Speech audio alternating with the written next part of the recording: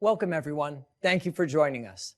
I'm Marty West, Academic Dean and Professor of Education at the Harvard Graduate School of Education, and also a member of the National Assessment Governing Board. The Governing Board sets policy for the National Assessment of Educational Progress, what we also refer to as the NAEP, or the Nation's Report Card. Today, we'll be talking about results from the 2022 NAEP long-term trend for 9-year-olds. This is an assessment that has tracked student performance in math and reading in a consistent manner for more than a half century. Now, typically, the long-term trend assessment is given every 4 years. In this case, NAEP last conducted this assessment in the winter of 2020, just prior to the time when COVID-19 forced virtually all American schools to close their doors. Rather than wait until 2024 for the next round, the Governing Board, along with our colleagues at the National Center for Education Statistics, decided to conduct the assessment again in the winter of 22 so that we could provide the earliest possible evidence on how the pandemic has affected student learning. Now, the long-term trend results we'll share today are just the first set of NAEP results that will eventually help us understand the pandemic's impact. What we call the main NAEP assessment will be released this October.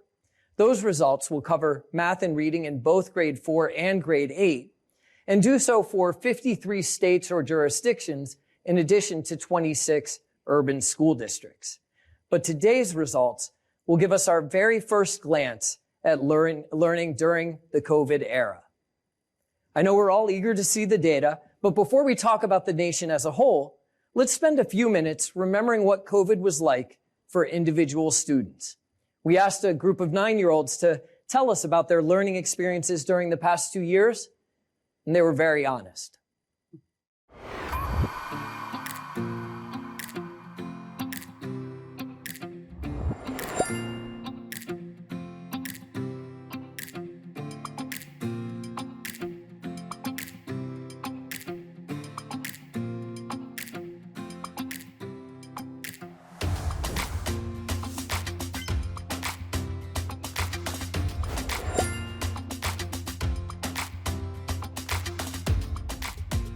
For me, I liked that we got to sleep in later and we didn't have to worry about missing the bus and getting lunch ready and all that stressful stuff.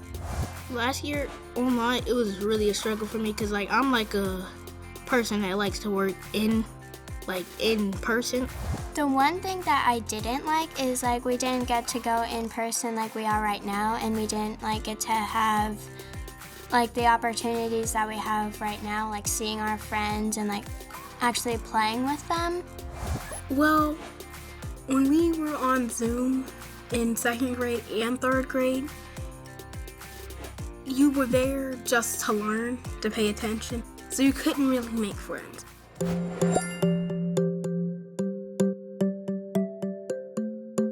I have working parents, and it was definitely hard for them too because I had to get help with some of the stuff, and then they were working, so it was kind of really hard for me too. Some hard parts were focusing because little brothers, sisters, pets, getting distracted, so it's pretty hard. School and traveling was a little weird because it was hard for me to write when I had to write on paper. It was hard for me to do my math because I couldn't concentrate on all the beautifulness of the world. It was just the trees, everything, the butterflies, all that kind of stuff.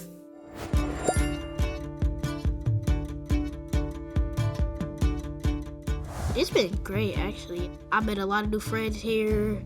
I got better at reading because reading is one of my hardest subjects in school, and so over the past 6 months, my grades have went up so much. What I like most is being able to work with my friends again. We could do group stuff, we could do more projects. Coming to school, it was fun because I was actually able to talk to people and not having to work on Zoom. I was also able to talk to my teacher in real life. I was just glad to see her.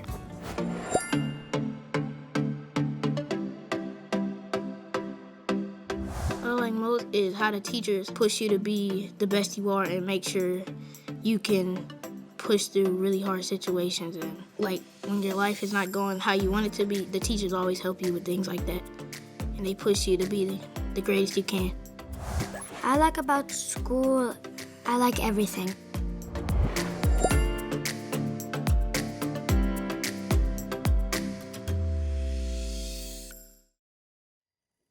I should mention that those students' teacher is my fellow NAEP board member, Nardi Roughton. I want to thank her for inviting us to meet her very impressive class. And I should also say that as a parent with a son of my own who was 9 in March 2020, like those who participated in the 2020 NAEP long-term trend assessment, many of Nardi's students' comments resonate. Our family experienced the hidden blessings that came with working and learning from home, more time to sleep in maybe, but even more so the frustrations of remote learning and the challenges of supporting our boys' continued academic progress when most instruction was online. So let's refocus now on the national data. And to do that, I will turn the floor over to my friend and colleague, NCS Commissioner Dr. Peggy Carr, to present the results. Well, thank you, Marty. It is indeed a pleasure to be here today to release the results from the 2022 NAEP Long-Term Trend Reading and Math Assessment for age 9 students. It's the first in a series of assessment data points looking into pandemic-related student performance. During the pandemic, the National Center for Education Statistics, we continued to collect data regardless of the pandemic about student experiences, what was happening in schools, with teachers. And so this context is important as we consume the results we're going to hear today. We learned that students were instructed in a diverse modes of learning and that this differed by location and region, also by race, ethnicity. Students have been increasing and their concerns about needing help, social emotional help, so requesting mental health services from schools has occurred during the pandemic. Chronic absenteeism is also on the rise. So, this just names a few. Teachers and schools have also responded resolutely, I should add. Yet teacher absenteeism is also on the rise. Schools lack staff, and schools reported concerns about students' development of social emotional learning and just in general their well-being. So the long-term trend assessment that we're going to look at today was designed in 2022 to provide insight into the pandemic's impact on education. As you can imagine, you will see in these results, they reflect the challenges and disruptions of students and teachers and schools and what they really had to face. So before I share the results, I'm going to take a few minutes and talk to you about the timeline. As part of our regular schedule of data collection, NAEP happened to be in the field collecting these data, reading and math for age 9 students, just before a pandemic was declared. And schools, as you know, eventually closed. Seizing an opportunity, as Marty has indicated, we decided together, the National Center for Education Statistics and the National Assessment Governing Board, that it would be a good decision to change the schedule and to postpone age 17 data collection, which was scheduled at that time, and better use the resources to reassess 9-year-olds in January and March earlier this year. Yes, just a few months ago. With the same questions we asked before, we asked again in 2022, and with the analysis that we have conducted, we are comfortable in saying that these results are related to the learning disruptions that occurred between the last time we collected the long-term trend assessment and this one that we're going to talk about today. With that context, let's look at the results. At the top of the slide, you will see the mathematics trend, and at the bottom you will see the trend line for the reading. An asterisk indicates that the number being shown here is statistically different from the 2022 number. While you see both here over time, there has been improvement since the 70s. We've done a good job since the beginning of this assessment. You can also see that both subjects, though, in the last 2 years have shown a decline. 7-point decline for math and a 5-point decline for reading. The reading decline is the first decline that we've seen since the 1980s. We had one in between 80 and 84, but that 7-point decline for math is the first decline we've ever noted for this assessment. Before we dive into these results further, let me give you a brief overview of the long-term trend assessment. It's important. Let's begin with how different it is from Maine NAEP. Marty mentioned that Maine NAEP, and we do want to differentiate that for you. Our long-term trend assessment is the longest running assessment in the NAEP suite of assessments. The trend line goes back to the early 70s and is relatively unchanged. To quote a colleague of ours, Al Beaton, our late Al Beaton, if you want to measure change, don't change the measure. Well, that is the goal of the long-term trend assessment. It has been preserving these trend lines for over 50 years now. And the results is an assessment that is reliable and valid, but it is basic concepts. We have to keep that in mind for reading and math. It is also age-based, national only. We do have public and private. And it is still on paper and pencil. We haven't done the trans-adapted version of these assessments just yet. Now, Maine NAEP. For reading and math, you'll see that there's also long trend lines. They don't go back as far, but they go back to the early 90s. Unlike long-term trend, Maine NAEP's goal, though, is to stay as current as possible with curriculum changes.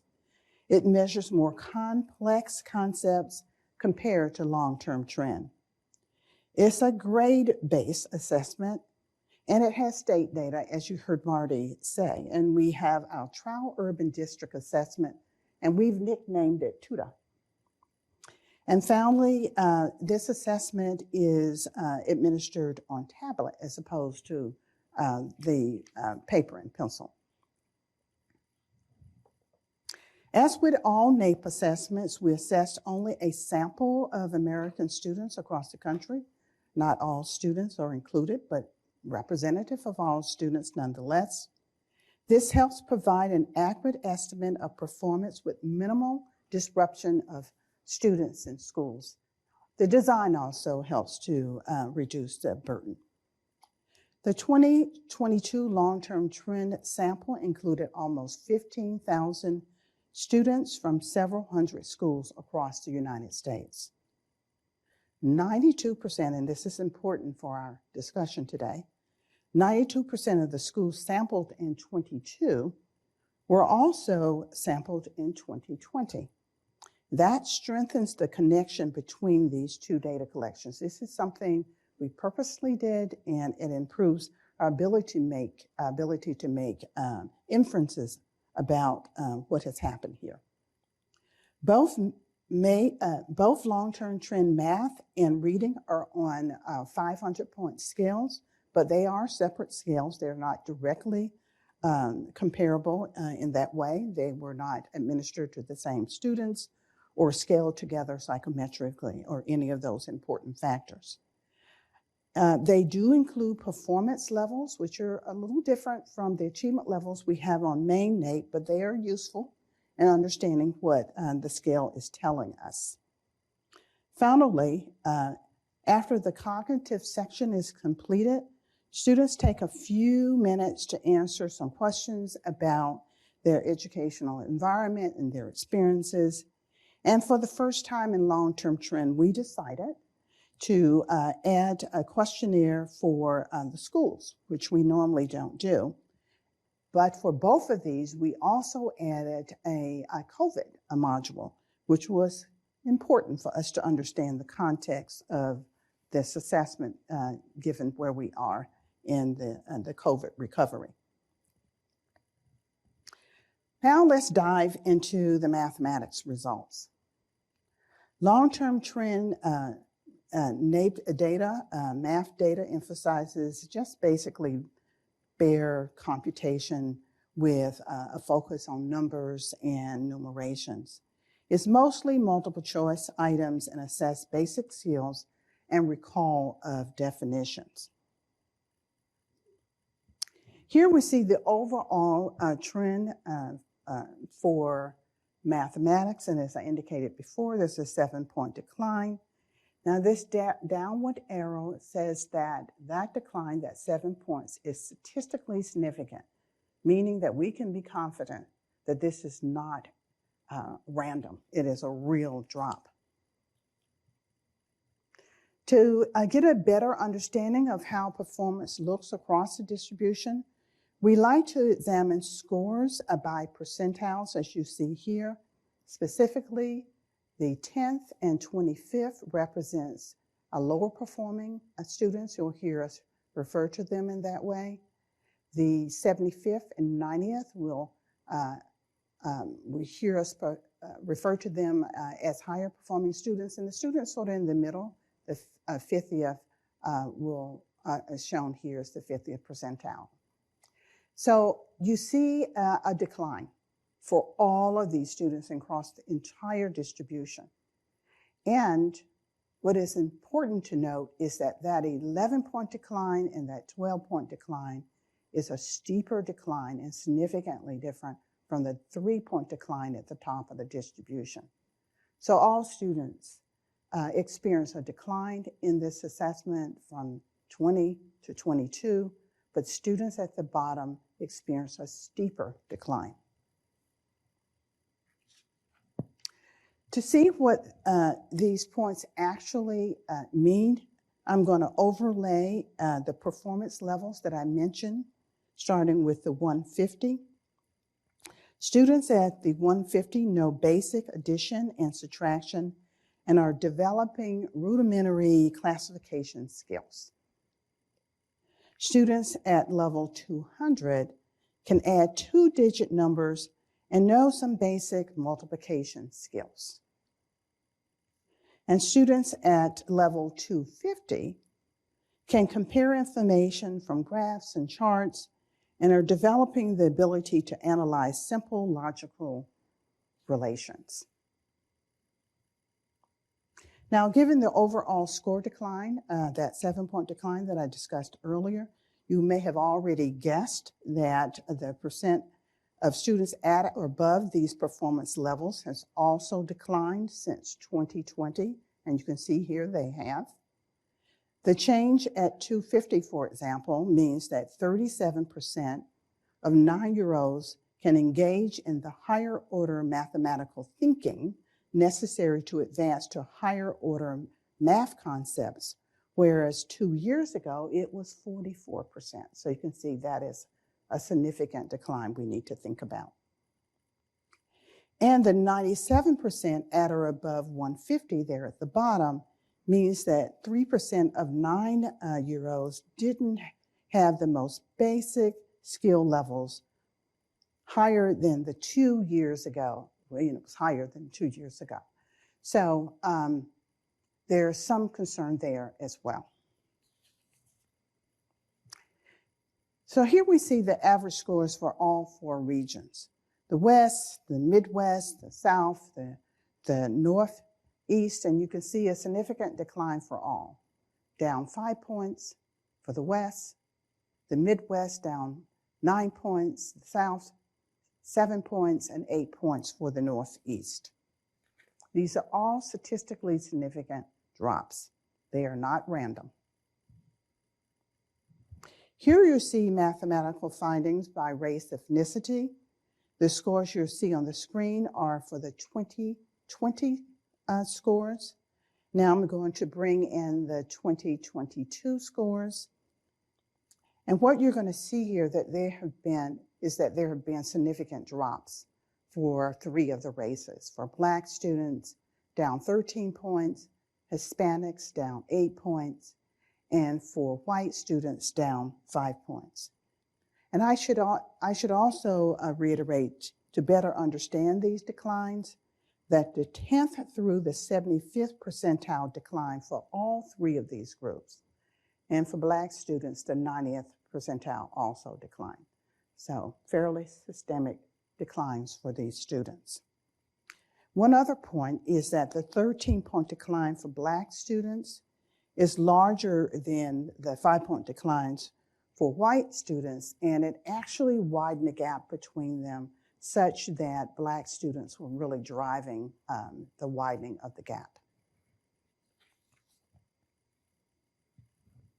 We can also look at scores by school location, city, suburban, town, and rural.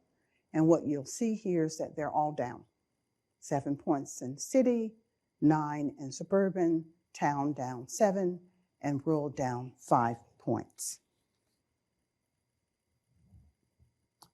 Here you see some additional student groups to the far left, as we saw before. For 2022, just to the right of that, you'll see that average score. The last 2 columns show the magnitude and the direction for change for lower performers. As you recall, the 25th percentile is how we identify the lowest performing students, and the 75th is what we are indicating here as their counterpoints at the higher level of the scale. The asterisks indicate a significant difference between the peers. So you can see here that 12-point decline for females is significantly lower than the drop than the 5-point decline for their counterparts at the higher end of the scale. But everyone is down.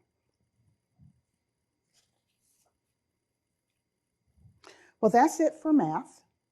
Now I'm going to turn to the reading results, and we're going to discuss those in a similar fashion.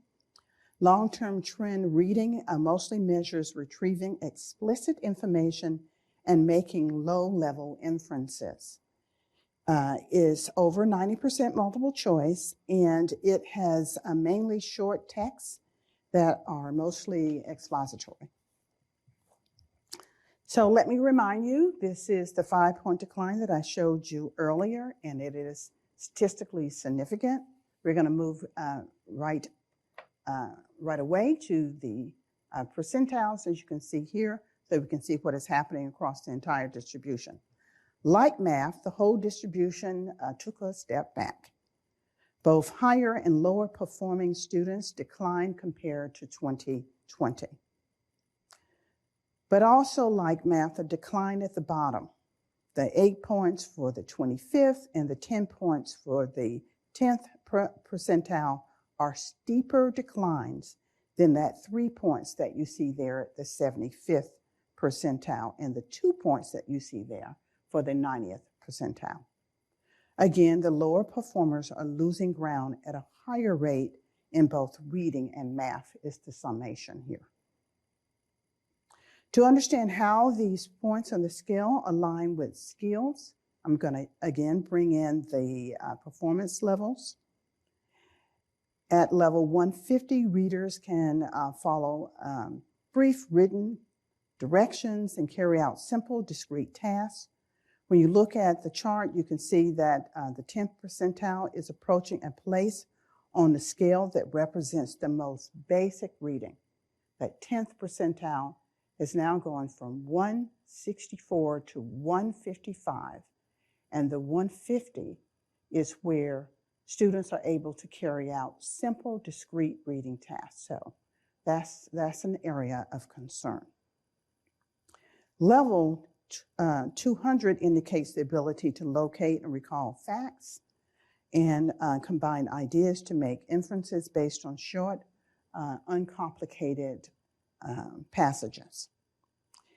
And level 200 represents, 250 I should say, represents a level where students can search for specific information, interrelate ideas, and make generalizations.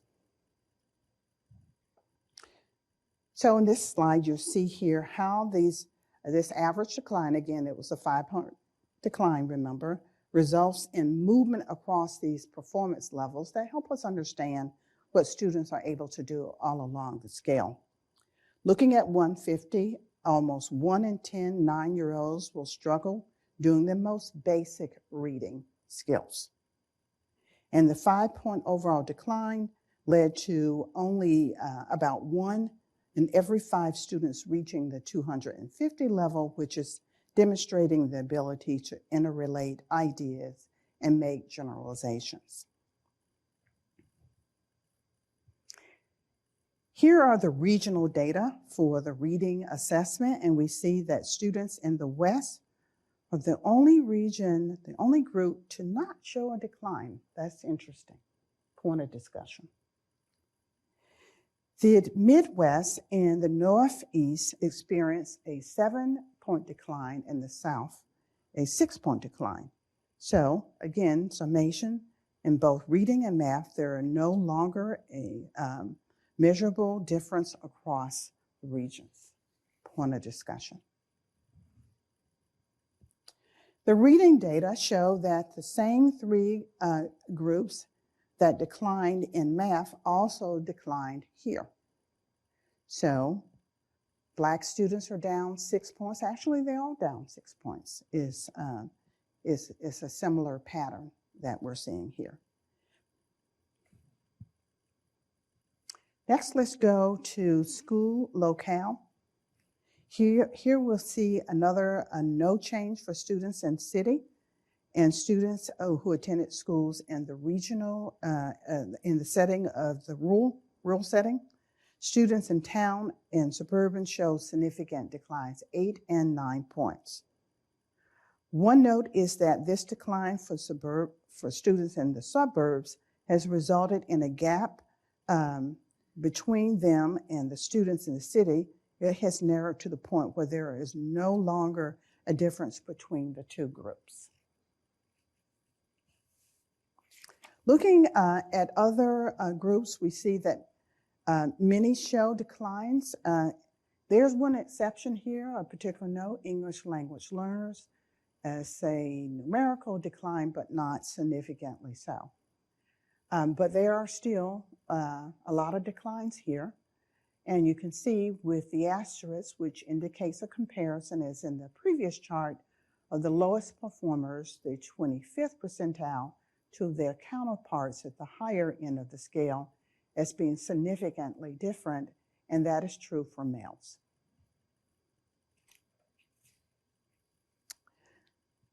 Okay. Like I mentioned, as part of these data collections, we also ask students about their education experiences, and so we're going to turn to highlight some of those findings at this point. We asked students, during the last school year, did you ever attend school from home or somewhere else outside of school because of the COVID-19 outbreak? What we found was the overwhelming majority of students, 70%, indicated yes, 19% no, and 11% I don't know. When we break these data down by school locale, you start to see some differences. Here, an asterisk indicates whether the percentages in the locale are different from the suburban percentage of 73%. Both town at 66% and rural at 60% had fewer students who reported learning remotely compared to students in the suburbs. The 71% for students in the city was not different. Next, you'll see at the bottom of this slide the regional data where the comparisons are being made to the 80% for the Northeast. Students in the Midwest, 70%. Students in the South, 69%, and students in the West at 66%, all reported fewer students themselves learning remotely when compared to the Midwest. For race ethnicity, you'll see here in the next slide, you continue to see some differences in percent reported remote learning. 82% of students, the Asian students, reported that they learn remotely. That percentage, as indicated by, again, our asterisks, is higher than reported for Black, Hispanic, 2 or more races, and white students, but not significantly different for American, Indian, Alaskan, Native students. To better understand the learning environment when students are learning from home, and we asked the students some other set of questions that we found interesting. One question the students were asked was whether they had access to digital devices all the time while learning remotely.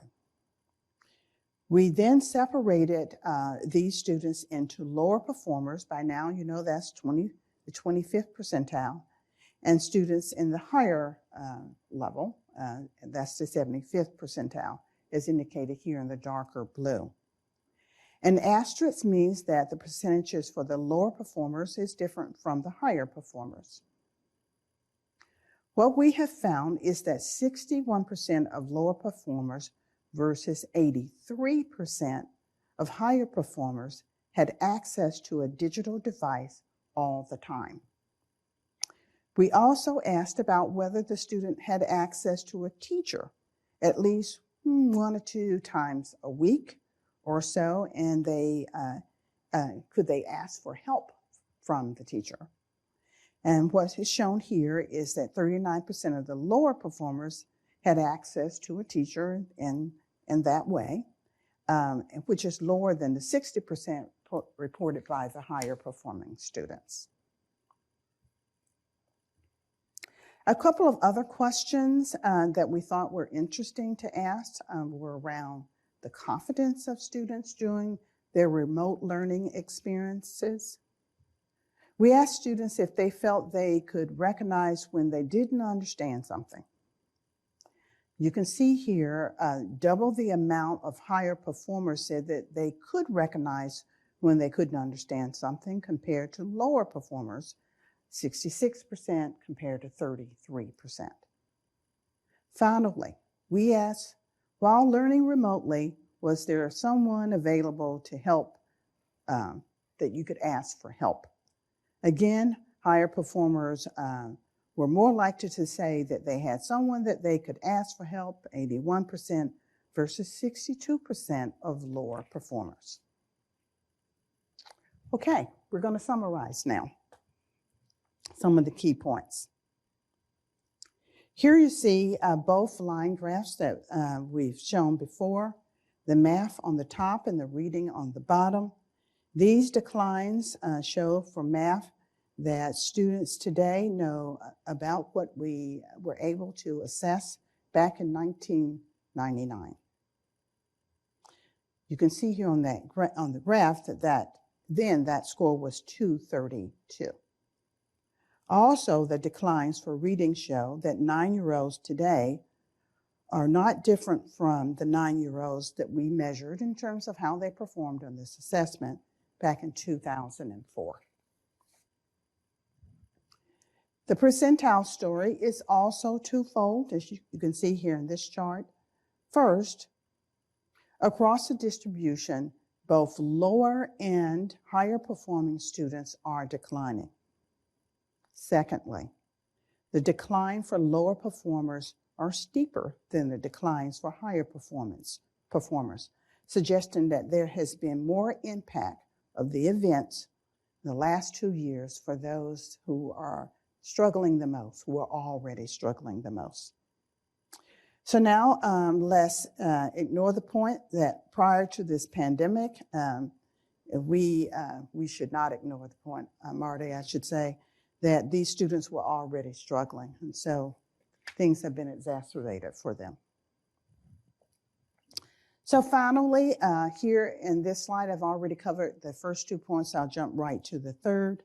Highlights here that while Black, white, and Hispanic students declined in both math and reading, the only gap change in math was the widening of the white-Black gap, and that was due to the Black students dropping at a faster rate. And also the city-suburban gap narrowed in reading. And as I described in my last few slides, there was widespread challenges for students doing remote learning. We're not surprised about that, but it was greater for lower performing students. I want to end, though, by thanking the students, the schools, and the parents who allow these students to participate in this data collection. We really needed this data. But I also want to thank our field staff that went out during a raging pandemic to collect these data. It was not an easy task to do, but they did it, and we want to offer our thanks and great appreciation for them. This was an important set of data collection, as we indicated earlier, a point in a series that we're looking forward to. And I think we'll see in our discussion that this is an important time for us. Thank you. Great. Well, thank you, Dr. Carr, for your presentation, clear and compelling as always. And let me echo your gratitude for the participants in the assessment and the staff that helped make it a reality, your team at the National Center for Education Statistics. And thank you for agreeing to answer a few questions about the results you just shared with us. I'm grateful for the opportunity. Now, we expected these results as the first NAEP test results to have been administered during the pandemic to receive a lot of attention, and that's certainly been the case. There have been quite a few newspaper articles covering them this morning. I wanted to start off by asking you about one of them. The New York Times today said, "The pandemic erased 2 decades of progress in math and reading." So that was the claim. The pandemic erased 2 decades of progress in math and reading. And I was struck by it because ordinarily when we release NAEP results, we caution people from racing to causal conclusions. We note that NAEP can tell us what's happening, but has less to say about why. In this case, though, the story does seem a bit more straightforward. So are you comfortable with attributing these changes we've seen over the past 2 years, these declines in achievement, to the effects of the pandemic? Well, yes, I am. I am comfortable, but it's not the only factor. As we saw before, students at the bottom were already sliding. And so some of what we're seeing here maybe was exasperated by the pandemic, but certainly a major contributor to what we're seeing. The major disruptions in the schools certainly cannot be excluded by what happened with the pandemic. But I'm not sure I would have used the term erased. I think that was a little strong. Erase to me means is we can never get it back. That means it's gone. And I think recovery is a real reality here, and we need to look to the future. But I won't argue with the New York Times. I would also point out that we did something special here. I mentioned it earlier in my talk. We made it a point to go back to the schools that we assessed in 2020 so that we can have more confidence in these results. That's not something we normally would do. Strengthens our confidence of what happened in between could be attributable to all of the disruptions that occurred for the students and the schools and the family, the education in our schools. I also, Marty, I have to say, I consulted our panel of statisticians. You know, they're some of the best in the field of psychometricians, and they concur that what we are seeing is very likely in large part due to what happened in between the pre and the post here, the disruptions of the pandemic. But, you know, we are a statistical agency, and I have to say that there's always caution. This assessment is not uniquely designed to do cause and effect, although we did strengthen that with the methodology here. And we know that, as I indicated earlier, there were already some concerns prior to the pandemic. Great. And I think part of it is also there are multiple ways in which the pandemic could produce changes in student learning, right? The pandemic impacted families directly, Right. in some cases through loss of employment and other ways. And then it also led to school closures. It led to reliance on remote instruction. And I don't think these data can tell us much about which of those pathways were most important. Would you agree with that? And will that change a little bit with the main NAEP, where we may be able to learn a bit more about those questions? Absolutely. You know, in large part, you and I would describe what we've done here as basically descriptive. Mm-hmm. Not a lot of advanced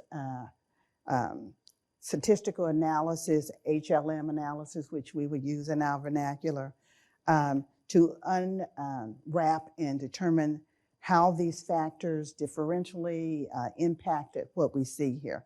But I can assure you the researchers are going to be hard at trying to conduct those secondary analysis as soon as we release these data, as we will here at the National Center for Education Statistics. So I think we can get closer to it with the richer data that we're going to see in the main NAEP, where the sample sizes are in tens of thousands, hundreds of thousands of students, as opposed to the 15,000 that we see here. We have all of the state data, the our TUDA data. So richer, more powerful data to sort of unwrap what may have been going on here and the relative contributions to the outcomes. Great. I wonder if you can also help us think through the size of these declines that occurred between 2020 and 2022. I was looking at the headlines again, and the most common word I saw used to describe them was plummeted. And so the question is whether you think that is a fair characterization. I mean, on one hand, the fact that these were the first ever declines in math and the largest decline observed in reading in nearly 30 years sounds pretty dramatic.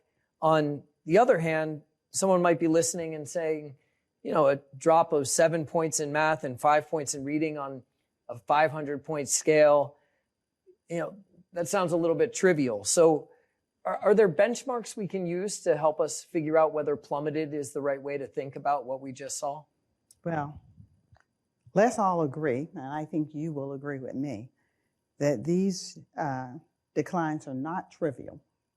They are statistically significant. We can be 95% confident that they are real. And it does take a real effect to move a distribution, even the size of 7,000 kids. So they're real declines that we need to take seriously. But I have been thinking about the way to help people understand what these declines might mean.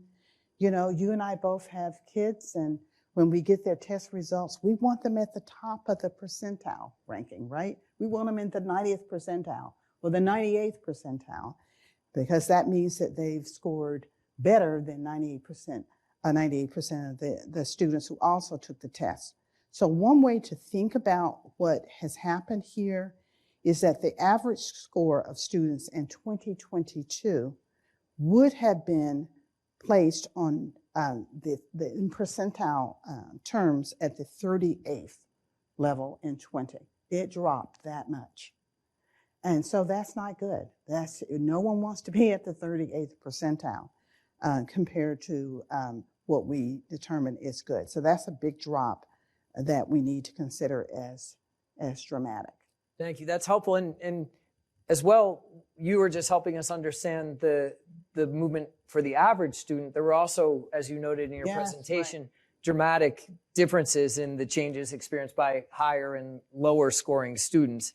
In math, for example, students at the 90th percentile, you showed us, lost only 3 points, while those at the 10th percentile lost 12 points, 4 times as much ground. So as you step back and look at the release as a whole, is the main story in the results the average declines, or is it the differences between higher and lower scoring students? I like how you phrased the question. You said or, and I'm going to say both.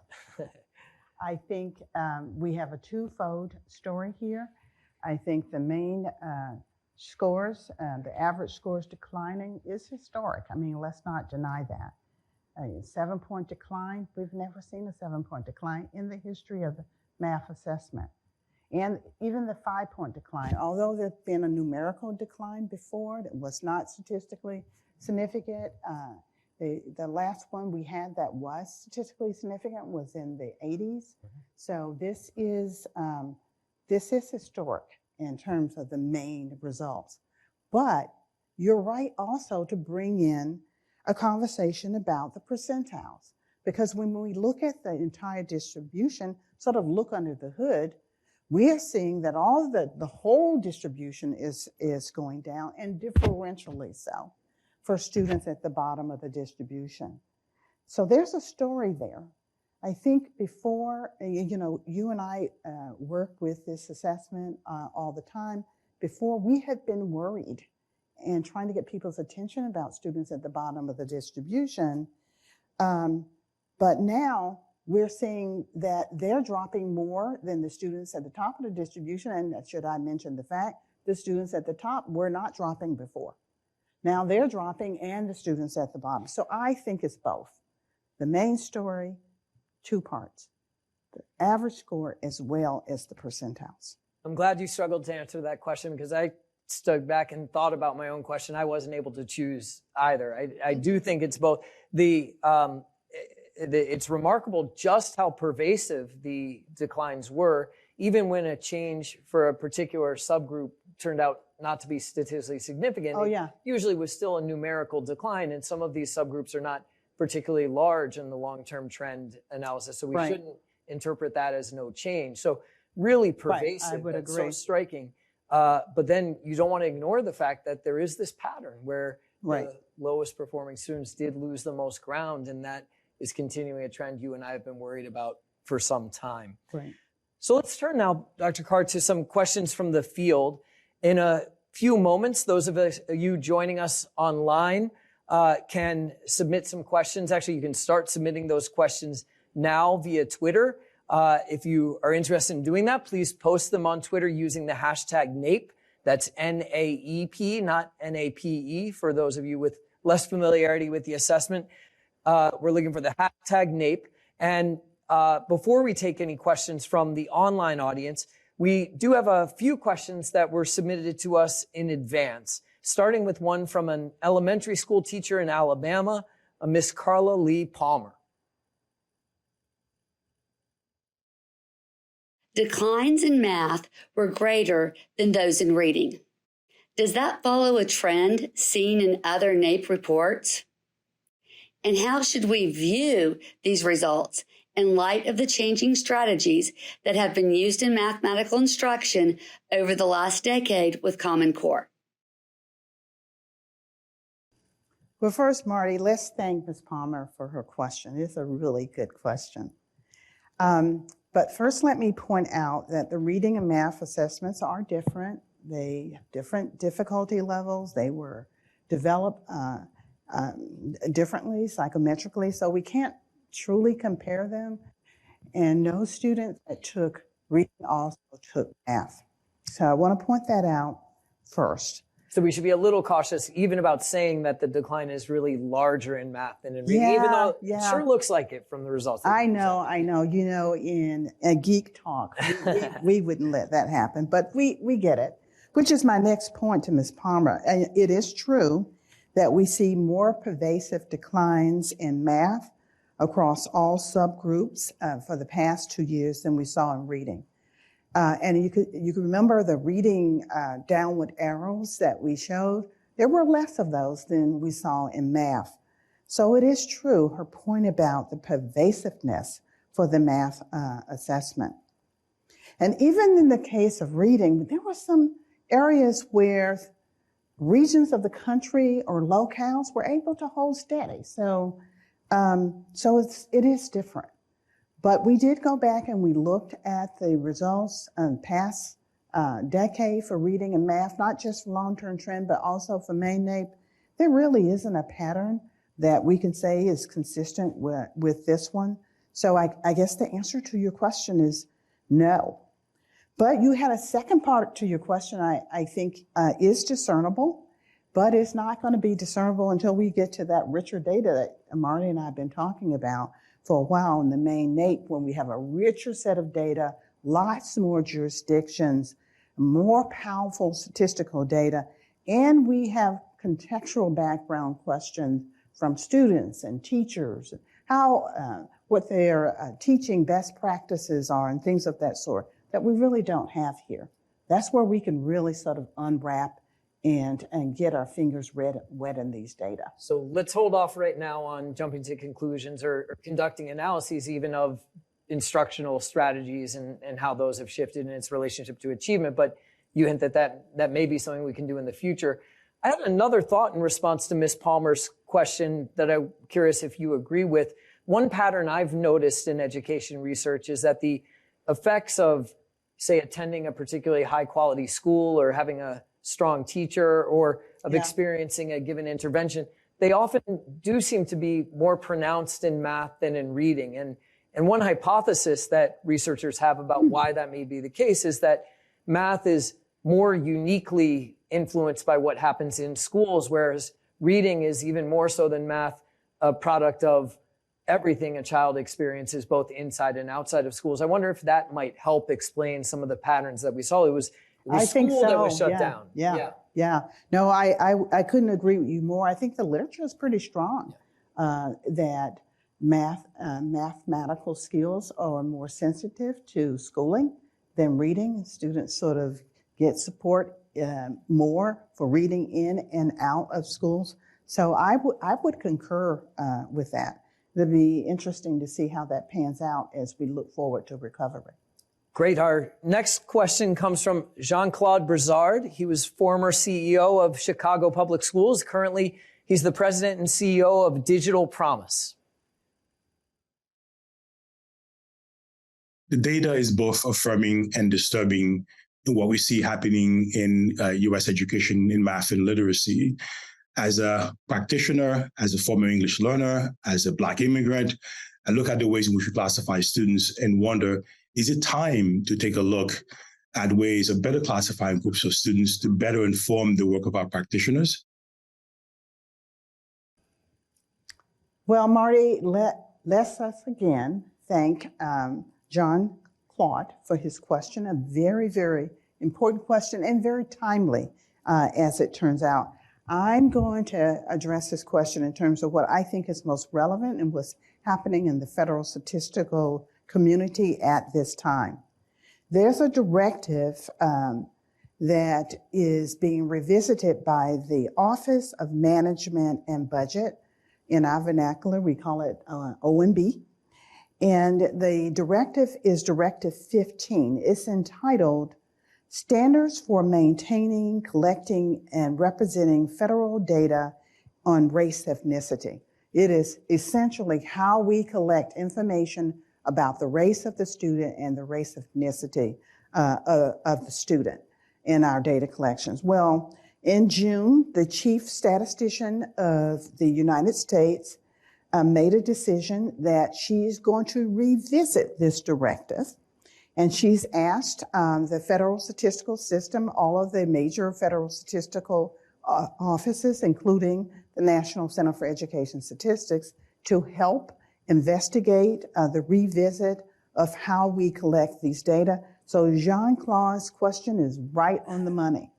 And Jean-Claude, you should expect to see information coming out in the next year or so. She's anticipating that she's going to have all of this wrapped up, though, by 2024. Great question. So a timely question. Timely. As I think about the issue that Jean-Claude was raising, it brings to mind a couple of points that we've been talking about at the National Assessment Governing Board. One is keeping in mind and helping readers keep in mind as they look at the results that we report that these subgroups that we report results for have a lot of diversity within. Yes. Yeah. Yes. They're not homogeneous. Even when there are differences in achievement on average, there's quite a bit of overlap across the groups. And then secondly, that there's a lot of overlap across the different dimensions on which we break out the data. So Jean-Claude mentioned being an English learner and a Black American, also an immigrant. This, it's really the intersection of these identities that captures an individual student's experience. And I think we've continued to try to find ways to make sure our reporting is sensitive to those realities. Well, that is exactly what the chief statistician is trying to do, to be more sensitive. People want to see themselves in the data.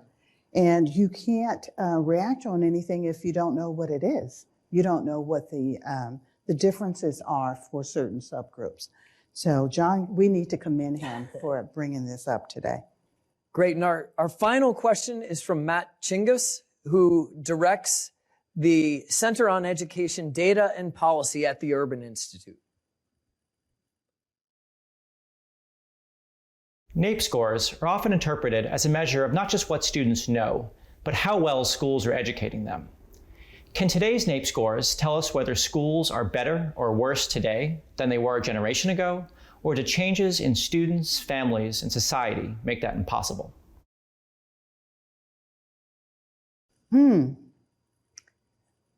Matt poses a very, very interesting question. Let's say what NAEP scores can do first. It's a drop from the sky assessment. That's a sort of a term that we use in our field about what students are doing at a point in time. So what we can say is that 9-year-olds today in 2022 know less than the 9-year-olds who took this assessment 2 years ago. That's what we can say. The NAEP design is not really uniquely designed to talk about the evaluation or provide information about the evaluation of schools or teachers, any of that. It is insightful, but certainly not designed to answer such a question. And I would just say, and I'm sure Matthew knows this, that changes in communities and families and changes as a result of COVID are so intertwined with what we're seeing in the schools. So it's complicated. And we certainly cannot, I think, put that load on this assessment that is able to evaluate schools today or actually, quite honestly, schools of yesteryear. However, as you and I just pointed out earlier, we have richer data coming with Maine NAEP. And if you, Matthew, and others in your circle are comfortable with advanced statistical analysis, when you have these restricted use data, you can get in there and get closer to what may be happening with these outcomes that we're seeing today based upon a lot of background variables that you can throw into these modeling designs. Thank you for your question, just to say. Yeah, the overarching point that I take away from Matt's question is just an important reminder that NAEP and other large-scale assessment programs that the United States participates in, like PISA or TIMSS, that they really measure the ability of the entire society to support high levels of student achievement, not just the ability of schools to do that, right? So they capture the joint product of what's going on across society as a whole. And so, again, to go back to just the example of what we can conclude based on the last 2 years, I think it is safe to conclude that the pandemic caused a lot of what we did, but we don't know how much of it ran through school quality and even whether we would call that a change in school quality, given that there was this uptick in the challenges that schools faced for the first time. Yeah, I would concur totally with your summation, Marty. You know, NAEP and PISA and TIMSS and PEARLS, all of these assessments, large-scale assessments that you and I know well, are group-level assessments. They're not about individuals. We don't have individual scores. We don't even have scores for schools. They are gestalt. They are an indication of what we see at the time that we go into the schools.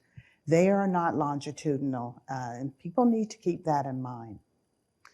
But still an important question, and we need to thank Matthew for bringing it to our table today.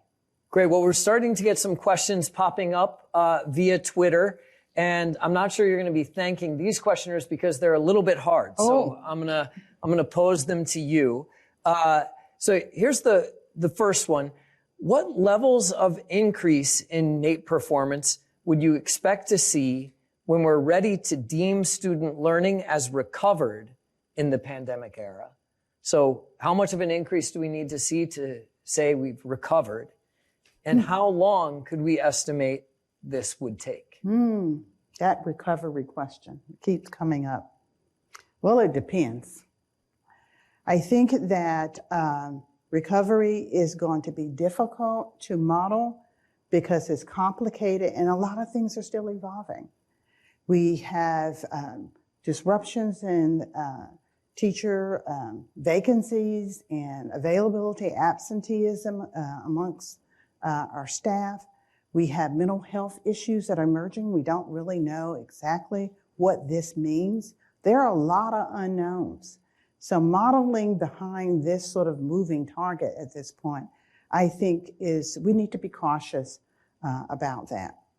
And then, recovery will depend on a lot of things. It's not going to be the same for both subjects. You and I've talked about the difference between math and reading. We should expect recovery to be different based upon the age of the student or the developmental level of the student.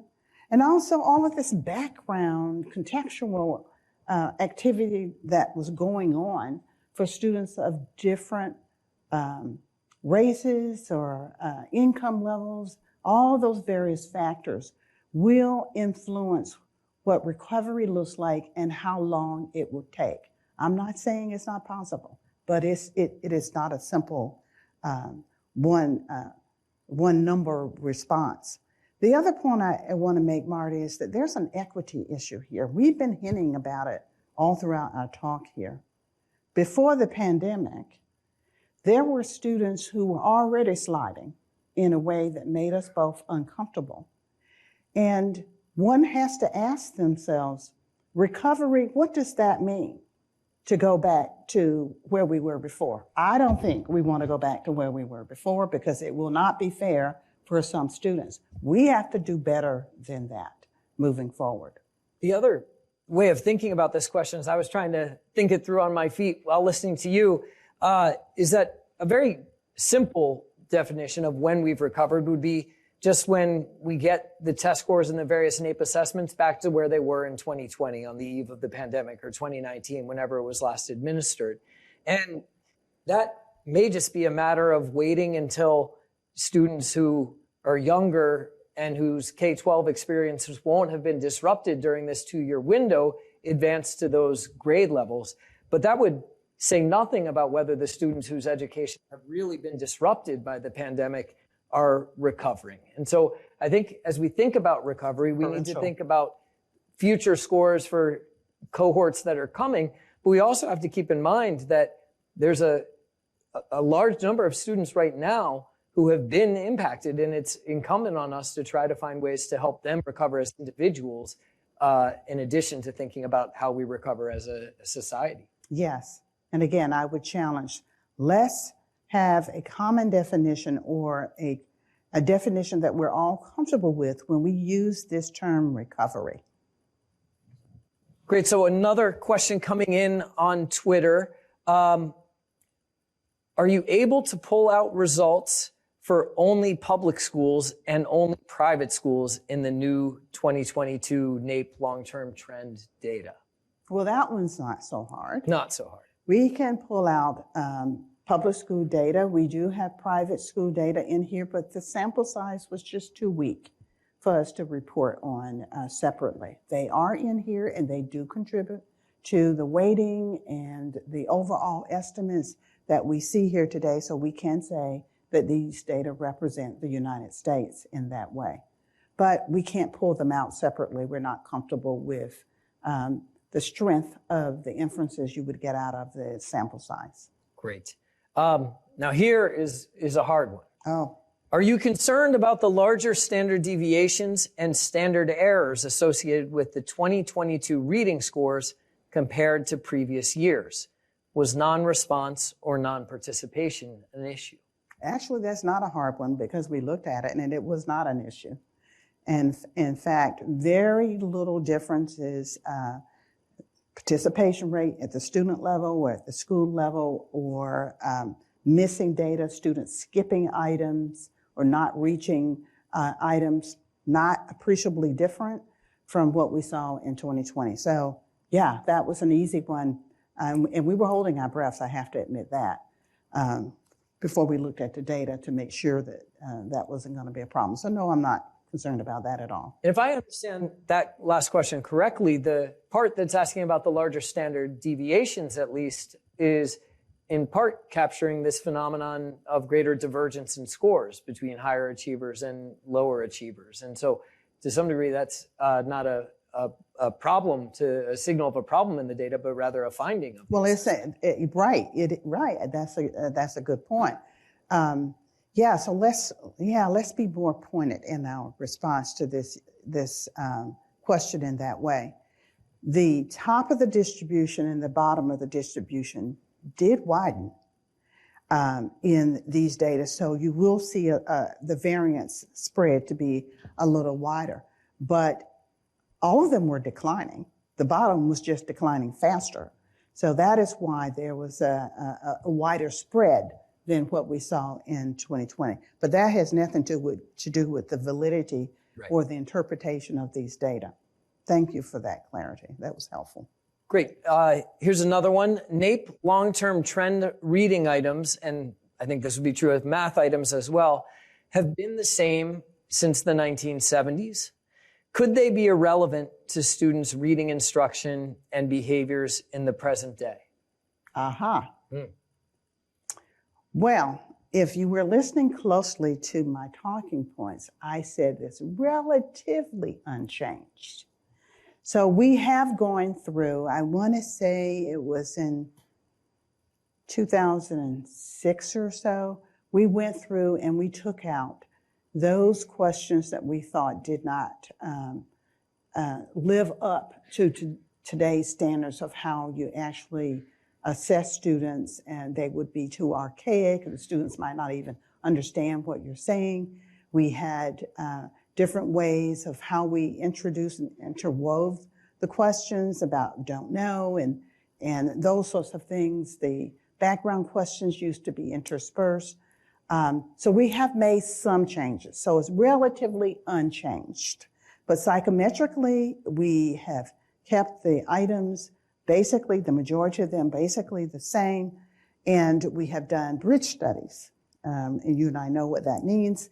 That means that we have given the newer, more tweaked version of long-term trend to an equivalent group of students who got the old version, and we have made the adjustments, if in fact there were adjustments there to make. So we're okay.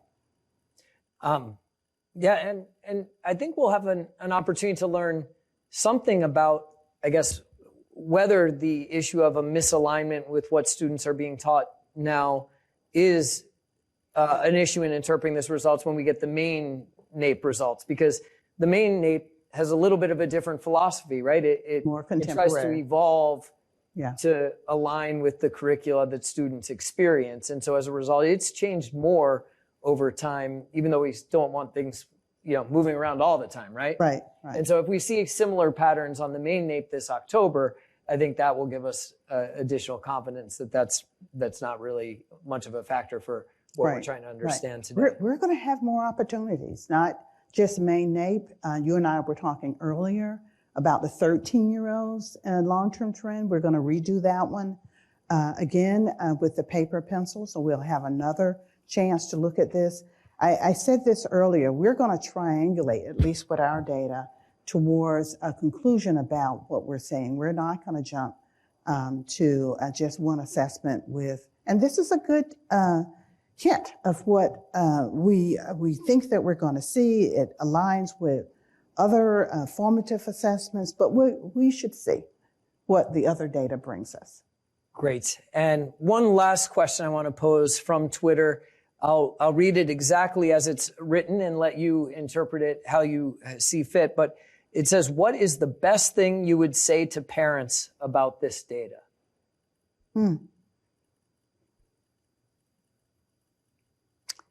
I would say, and you know, when we were going through the talk, I hinted that I thought there were places where we need to discuss.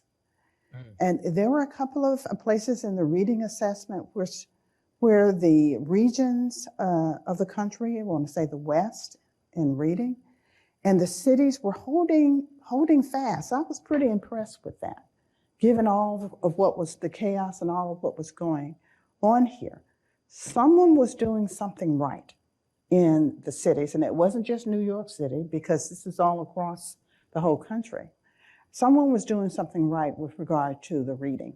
And I don't have a sense of yet of exactly what that is, but that means that there's hope.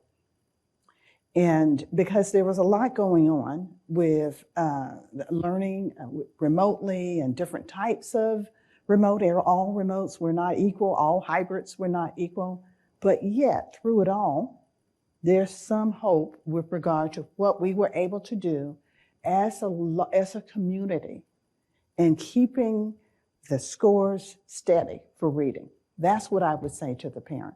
That there are bright spots or learning opportunities in these data that give us hope over time. Yes. I think I want to counter that measure, or at least balance that message out by also saying, we also made the observation that, yes, despite these bright spots, but the declines are remarkably pervasive. Yeah. And so I think for me as a parent, these data are a wake-up call. They're a reminder that my children's education has been interrupted, and that requires my urgent attention. From a societal perspective, I think we need to keep in mind that this generation of students has been deeply impacted, that we played a role in it, and that we now have a role to play in helping them as individuals recover in the way I was talking about a moment ago. Oh, no, you're absolutely right. There's some serious lessons to be learned in these data. Great. Well, we've reached the end of our time together, Dr. Carr. I want to thank you again for your presentation and for the conversation today, and also thank you and your team for pivoting the assessment schedule, for collaborating with the Assessment Governing Board on that so that we could get this earliest possible read on COVID-19's impact on student learning. Thanks to all of you for tuning in. The full set of results, if you want to look at them yourselves, are available at nationsreportcard.gov. I'll also let you know that a recording of this event will be posted soon on NAGB.gov. That's the National Assessment Governing Board's website. And I will say that we look forward to seeing you again soon for the release of the main NAEP results that Dr. Carr and I have been referencing throughout our discussion in October. So thanks for your attention today, and we'll look forward to seeing you in October. Thank you.